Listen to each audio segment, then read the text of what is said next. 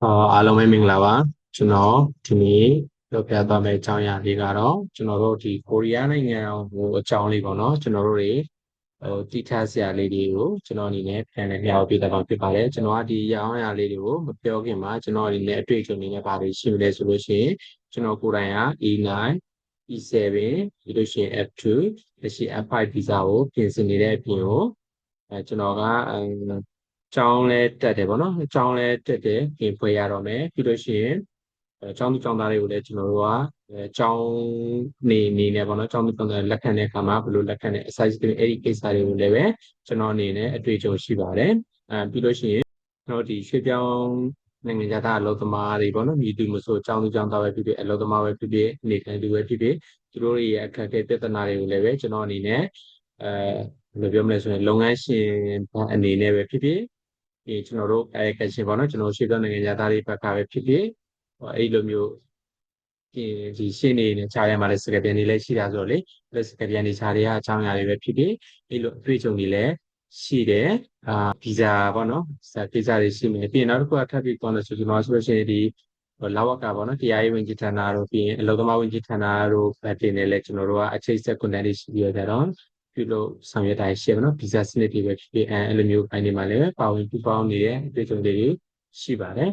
်ဆိုတော့ဒီအတွေ့အကြုံလေးတွေကိုကျွန်တော်ဒါနေပြီးအခြေခံထားပြီးတော့ကြတော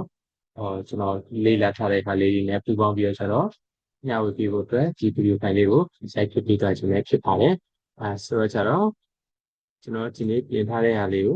ဆိုတော့ကြတော့ကျွန်တော်ဒီနေ့ပြောသွားမယ့်အကြောင်းအရာကတော့ကျွန်တော်က History of Korean Immigration Policy and Visa ပေါ့ကိုရီးယားနိုင်ငံရဲ့ကျွန်တော်တို့ဒီ immigration သမိုင်းကြောင်းတွေနဲ့ပြီးလို့ရှိရင်ဒီကိုရီးယားနိုင်ငံရဲ့ visa မျိုးစားတွေအမျိုးဘယ်လိုရှိရပါတော့အဲ့ဒီကိစ္စတွေကိုကျွန်တော်အနေနဲ့မျှပြသမှာဖြစ်ပါတယ်ဆိုတော့ကျွန်တော်ကျွန်တော်ပြောတဲ့ဟာလေးတွေကိုသိထားရဲဆိုရင်ပဲကျွန်တော်တို့ဒီမှာကိုရီးယားနိုင်ငံကလည်းပတ်သက်ပြီးတော့အလုပ်လာလုပ်ဖို့ဖြစ်ဖြစ်အကြောင်းလာတက်ဖို့ဖြစ်ဘယ်လိုပုံစံမျိုးနဲ့ဖြစ်ဖြစ်ကျွန်တော်တို့သိထားရဲဆိုလို့ရှိရင်တော့အလိန်ခံရတာလေးတွေသူများတွေအနေနဲ့ပြည့်တဲ့ပိုင်းလေးမှာတော့ကျွန်တော်တို့ဘယ်လိုပဲဖြစ်နေနေလေးတော့အထူးရောက်အထောက်အပြုမလားဆိုတဲ့ရည်ရွယ်ချက်လေးလည်းပါတာပေါ့နော်ကျွန်တော်တို့ဒီကိုရီးယားကဆိုလို့ရှိရင်လည်းပေါ့နော်ကျွန်တော်တို့ဒီအရင်တော့အခုကျွန်တော်တို့မြန်မာနိုင်ငံကတော့အခုလက်ရှိဆိုလို့ရှိရင်ကျွန်တော်တို့ပြည်ပကိုပဲကျွန်တော်တို့အလုပ်သမားတွေကျွန်တော်တို့နိုင်ငံသားတွေကိုဆေလွတ်တဲ့နိုင်ငံအနေနဲ့ပဲရှိနေတဲ့ပါပေါ့နော်ကိုရီးယားနိုင်ငံကလည်းတစ်ချိန်တော့ပေါ့နော်1980အထိကတော့ကိုရီးယားနိုင်ငံကလည်းပဲအဲ့ဒီလိုပါပဲကျွန်တော်တို့ကိုရီးတို့ကလည်းပဲပြည်ပနိုင်ငံတွေကျွန်တော်တို့ဒီဂျာမနီတို့ပြီးရင်ဒီနောက်နိုင်ငံတွေပေါ့နော်အဲ့ဒီဘက်တွေကိုသူသွားပြီးတော့ကြတော့ဂျာမနီကတော့အများဆုံးသိကြလိမ့်မယ်အဲ့ဒီဘက်တွေကိုသွားပြီးတော့သူတို့တွေလောက်ကင်နေလောက်ကြရတယ်လောက်ပြီးတော့ကြတော့သူတို့ပတ်သက်ပြီးရှာပြီးတော့ဒါမှသူတို့နိုင်ငံကိုပြန်လာကြတဲ့အဆင့်ပေါ့နော်အဲ့တော့ကိုရီးယားနိုင်ငံကလည်း1980အထိကကျွန်တော်တို့လက်ရှိမြန်မာနိုင်ငံလိုပဲလောက်သားတွေကိုပြည်ပကိုဆေးလွတ်ပြီးတော့ကြတော့ချက်တည်ခဲ့ရတဲ့နိုင်ငံပေါ့နော်ပြီးလို့ရှိရင်ကျွန်တော်ဒီကိုရီးယားမှာဆိုလို့ရှိရင်ကျွန်တော်တို့ပို့ပြီးတော့အရင်ဆုံးသိထားမှလေးရပေါ့နော်ဒီပိုင်းလေးတွေမပြောခင်ထပ်ပြောနည်းနည်းလေးကျွန်တော်ပြောရမယ်ဆိုလို့ရှိရင်ကိုရီးယားကဗီဇာစနစ်တွေဘယ်လိုပဲချစ်ချစ်ပေါ့နော်ဒီဗီဇာစနစ်တွေဒီလိုဘယ်လိုမျိုးဥပဒေပြောင်းလဲတာမပြောင်းလာတယ်မပြောခင်မှာကျွန်တော်အနေနဲ့ရင်တော့ဥစ္စာပထမပြောချင်တာလေးကတော့ကိုရီးယားနိုင်ငံကယနေ့အထိပေါ့နော်သူတို့ကိုသူတို့ဒီလိုမျိုးအများစုပေါင်းနေထိုင်တဲ့နိုင်ငံပေါ့နော်ဒီနိုင်ငံသားအပေါင်းဆိုအဲ့လိုမျိုးနိုင်ငံအဆင့်ကိုသူတို့ကပြန်သွားနေပေါ့နော်ဘာလို့သူတို့ရဲ့နိုင်ငံသားအခုဆိုရင်9%ရှိသွားပြီနော်ကိုရီးယားလူဦးရေရဲ့လေဒါပေမဲ့သူတို့အဲ့ဒါကိုလက်မခံကြသေးဘူးအဲ့ဒါလေးတခုရှိသလိုပြီးရင်နောက်တစ်ခုကကိုရီးယားနိုင်ငံကိုမိမိကဘယ်လိုဗီဇာမျိုးနဲ့ပဲလာပေါ့နော်ကျောင်းသားပဲလာဘယ်လိုအနေထားဖြစ်ဖြစ်ကျွန်တော်တို့ဆိုရင်ဗီဇာတွေအမျိုးအစားရှိပါတော့အဲ့ဒါလေးလည်းနောက်ပိုင်းကျွန်တော်ပြောတော့လို့ရှိရင်တော့အသေးသေးသိရပါလိမ့်မယ်ဘယ်လောက်ပဲရှိနေသူတို့ရဲ့အမြင်သူတို့ရဲ့သတ်မှတ်တဲ့ဥစ္စာအစိုးရပိုင်းတွေပဲဖြစ်ဖြစ်ဒီဌာနတွေပေါ့နော်ဒီပိုင်းတွေမှာပဲဖြစ်ဖြစ်သူတို့နိုင်ငံသူနိုင်ငံသားတွေဖြစ်ကျွန်တော်တို့တွေကိုနိုင်ငံသားတွေသူတို့အနေနဲ့ဘယ်လိုပဲလက်ခံလဲဆိုတာသူကအလုသမားဆိုတဲ့အကြည့်ဖောင်နေရပဲသူတို့တွေထည့်ထားတော့ဘောနော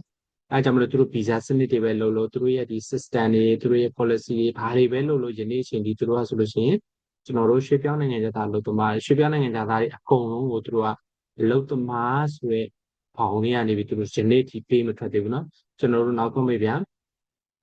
president visa ပဲရနေပါသေးဘယ်လို visa ပဲဖြစ်နေပြီသူတို့ကအဲ့ဒီထိသွားနေရဆိုတာလေးကိုကျွန်တော်တို့သိဖို့လိုတယ်နောက်တစ်ခုကကျတော့ဒီကိစ္စတွေမပြောခင်ပေါ့နော်နောက်ပိုင်းလဲကျွန်တော်ပြောလာအောင်မယ်ဗီဇာတစ်စင်းလေးပြောမယ်ဆိုရင်မလို့အာ ကိုရီးယားမှာကကျွန်တော်တို့တွေဗီဇာတွေရဖို့အတွက်ဆိုလို့ရှိရင်အရန်စူးစမ်းရတယ်ဘယ်လို step by step တိုင်းပဲပျောက်ပြက်ဖို့ဆိုရင်အရန်မြန်ဟိုခဏလေးပေါ့နော်အချိန်ခဏလေးတို့တွေမှာပျောက်ပြက်သွားနိုင်တာလေးရှိတယ်ဆိုတာလေးသိထားရမယ်နောက်တစ်ခုကကျတော့ဟိုဘယ်လိုပြောရမလဲဆိုတော့ဒီဗီဇာပေါ့နော်ကိုရီးယားမှာကျွန်တော်တရားဥပဒေပေါ့နိုင်ငံသားတွေအတွက်အရန်ကိုပဲကြောက်ရပြီးတော့အရန်ကိုပဲဩဇာအာဏာလွှမ်းမိုးမှုအကြီးဆုံးရှိတာဘာပဲဌာနလဲဆိုလို့ရှိရင်ကျွန်တော်တရားရေးဝန်ကြီးဌာနဖြစ်ပါတယ်ကျွန်တော်တို့ဒီနိုင်ငံသားနဲ့ပြတ်တဲ့အမှုတွေဆိုလို့ရှိရင်ရဲတွေပဲဖြစ်ဖြစ်ဒီတရားရုံးတွေပဲဖြစ်ဖြစ်ဘလို့ဌာနတွေပဲဖြစ်ဖြစ်အရင်ဆုံးတစ်ခုခု case လေးနည်းနည်းဟိုဖြစ်ပြီဆိုတာနဲ့သူကတရားရေးဝန်ကြီးဌာနကိုတခါလေး apply ရတယ်ပေါ့နော်ကိုရီးယားလို့ပြောမယ်ဆိုတော့ကျွန်တော်ချွေကူဖော်မှုကိုတခါလေး apply ရတယ်ပြီးရင်အဲ့ဒီဥစ္စာကိုဖော်မှုကိုကနေပဲကင်တွယ်ပြီးဖြည့်ရှင်းသွားရတယ်ပေါ့နော်အဲ့ဒါလေးအရန်ကိုပဲကျွန်တော်သတိပြုထားစရာလေးပေါ့နော်ဆိုတော့ကျွန်တော်တို့ဒီမှာရဲတွေဘာတွေဘလောက်ပဲအမှုတွေဘလောက်ပဲဘလို့ပဲဖြစ်နေနေအဓိကအဲ့ဒီအကုန်လုံးဆိုရှင်တရားရေးရပဲပါတယ်ဖြစ်လက်ချင်နေ့အခြေဒီပေါ့နော်အဲ့လိုမျိုးတွေကြောင့်မို့လို့လည်းပဲအခုကျွန်တော်နောက်ပြောမယ့် apply နေလာတော့မယ်ပေါ့နော်အဲ့ဒါကြောင့်မို့လို့လည်းကိုရီးယားမှာဟိုဘယ်လိုပြောလို့ဆိုခုနောက်ပိုင်းဒီဥပဒေထိန်းချုပ်ထားတဲ့ဒီ policy system တွေခိုင်တဲ့ဘက်မှာနည်းနည်းလေးအားနည်းချက်တွေအများကြီးရှိလာတယ်ပေါ့နော်အဲ့တော့ဘာတွေပို့တိုးလာလဲဆိုတော့တရားမဝင်လုပ်ငန်းတွေပြင်လိမ်လည်မှုတွေအစာရှိတဲ့ပေါ့နော်ဒီနိုင်ငံသားတွေပတ်သက်ပြီးအဲ့လိုမျိုးပိုင်းလေးသူတို့မှာအားနည်းချက်တွေရှိလာတယ်အဲ့ဒီပိုင်းတွေမှာဆိုလည်းကျွန်တော်တို့အနေနဲ့ပူပေါင်းပါဝင်ကိုကြီးဆောင်ရွက်ပေးနေရတယ်အတူတူလုပ်ပေးနေရတာရှိပါတယ်ပေါ့နော်ဆိုတော့ကြတော့ဘာကြောင့်အဲ့ကြောင့်မလို့ကျွန်တော်တို့ကဒီဥစ္စာကိုအရင်ဆုံးပြောရဆိုဘာကြောင့်ဘာလုပ်တင်လဲဆိုလို့ရှိရင်အလုပ်သမားဝန်ကြီးဌာနတို့ဒီတရားရေးဝန်ကြီးဌာနတို့ပြီးတခြားဒီဌာနတွေအကုန်လုံးကကျွန်တော်ပူပေါင်းပြီးတော့လုပ်ခိုင်းပါဒါလည်းဒီနိုင်ငံသားတွေများပြားလာမှုကိုကျွန်တော်ထိန်းချုပ်နိုင်မှာပေါ့အရင်တော့ကျွန်တော်နိုင်ငံသားအလောက်မများတဲ့အတွက်ဒီတရားရေးဝန်ကြီးဌာနတစ်ခုတည်းရပဲအကုန်လုံးကိုင်ခဲ့တဲ့အဆင်ပြေခဲ့တဲ့အတိုင်းပဲဒီခုနောက်ပိုင်းမှာအဆင်မပြေတော့ဘူးနော်အဲ့ဒါလေးတွေကိုကျွန်တော်လေ့လာဟိုဘယ်လိုပူပေါင်းဆောင်ရွက်ရည်ရနေပြီးအများကြီးတည်လာတာလေးလည်းရှိအဲ့ဒါလေးလည်းမျှဝေပေးဖြစ်ပါတယ်ဟောဆိုတော့ကျတော့ဟိုအဲ့ဒါကိုပို့ပြီးတော့သိရှိနာလဲအောင်ပြောရမယ်ဆိုလို့ရှိရင်ဘယ်လိုပြောမလဲဆိုလို့ရှိရင်ကျွန်တော်တို့ဒီအလုပ်သမားဝန်ကြီးဌာနကကြတော့ကျွန်တော်တို့ဒီအလုပ်သမားတွေနဲ့ပတ်သက်ပြီးတော့အလုပ်ခလစာတွေကိုသူတို့စံချိန်စံနှုန်းသတ်မှတ်တယ်ပြီးလို့ရှိရင်အခြေခံလစာကိုပေါ့နော်သတ်မှတ်တယ်ပြီးလို့ရှိရင်အလုပ်ချိန်တွေကိုလည်းသူတို့ကသတ်မှတ်တယ်အလုပ်သမားခွင့်ရေးဘာညာအကုန်လုံးပေါ့နော်အဲ့ဒီဥစ္စာတွေအလုပ်သမားဝန်ကြီးဌာနကပဲစီမံကုတ်ခဲ့ပြီးတော့အလုပ်စာချုပ်တွေအစားအကုန်လုံးထိန်းချုပ်ပြီးတော့တရားရေးဝန်ကြီးဌာနကကြပါလဲဆိုကျွန်တော်တို့အဲ့ဒီဥစ္စာနောက်ပိုင်းအောင်မှသူကဗီဇာကိုပေးတာပေါ့နော်နေထိုင်ခွင့်ဗီဇာတွေပါထုတ်ပေးတယ်အဲ့ဒီဥစ္စာကိုပဲသူကထိန်းချုပ်တယ်ဆိုတော့အဲ့ဒီမှာနည်းနည်းလေးပေါ့ကျွန်တော်ဗီဇာနည်းနည်းလေးမြင့်လာနေမြတ်ဘာကွာဘယ်လိုမျိုးလေးလွဲလာလဲဆိုလို့ရှိရင်အဲ့ဒါလေးကိုကျွန်တော်ပြောတာမှာဒါကြောင့်ဒီဌာနတွေပူပေါင်းမှုလိုရတဲ့အကြောင်းရင်းကိုပြောပြပါနော်ဒီအလုပ်သမားဝန်ကြီးဌာနကတော့ခုနပြောသလိုအလုပ်ချိန်တွေကန့်သတ်ထားတယ်လောက်ခလာတာတွေကန့်သတ်ထားပြီးဒါနဲ့အလုပ်တရားရေးဝန်ကြီးဌာနကကျတော့သူတို့ GNI ပေါ့နော်ဒီဝင်ငွေခွန်ပေါ့နော်မင်းဘယ်လောက်ရှာနိုင်လဲဆိုတဲ့ပုံမှာသူကပြောကျွန်တော်ရှင်းမှာပြောခဲ့တယ်လို့ပဲကျွန်တော်တို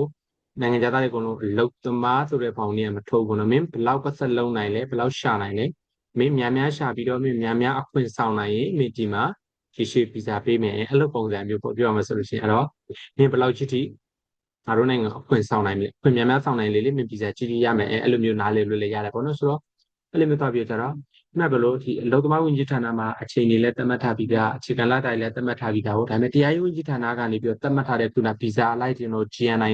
ဒီဘယ်လိုပြောမလဲဆိုစံချိန်စံညွှန်းနေအရန်ကိုပဲကျွန်တော်လက်ရှိနဲ့ကိုက်ညီမှုမရှိဘူးနော်အရန်ကိုပဲ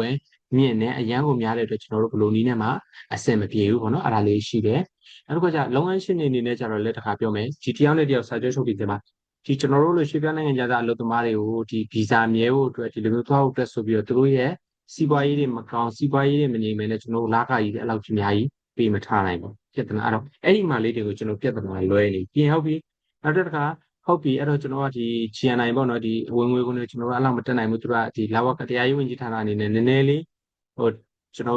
်နားလည်မှာ discount ချပေးထားလဲပြောမှာပေါ့နော်အဲ့လိုမျိုးနဲ့ဆိုလို့ရှိရင်သွားမဲ့ကြီးပြန်တော့ကြလဲကျွန်တော်တို့ဗာလဲဆိုရင်ပညာရေးလိုလာတယ်ပညာရေးကျတော့လေကိုရီးယားနိုင်ငံမှာတက္ကသိုလ်အပွဲရမှာဆိုတော့ဟုတ်ပြီကျွန်တော်တို့ကအလောက်တောင်မှာပဲဒီလိုပြူပြဲနေအောင်လောရပြီးတော့ကျတော့အလောက်ရှင်နေနဲ့အကုန်လုံးတည်ရတိုင်းပဲလေအများစုဆိုလို့ရင်ဂျုံကြမှာအခွင့်အရေးတွေအရင်နေတယ်အလုပ်ပြီးနေမကောင်းလို့နားဖို့တောင်မှ passport သွားထုတ်ဖို့တိုးဖို့လောက်တောင်မှလာဘကသွားဖို့လောက်တောင်မှအရင်ခက်ခဲနေတဲ့ဒီကျွန်တော်ရွှေပြောင်းနိုင်ငံသားအလုပ်သမားတွေကအလုပ်တစ်ဖက်နဲ့ကြောင်းတက်ဖို့တော့ဖြစ်နိုင်ပါမလား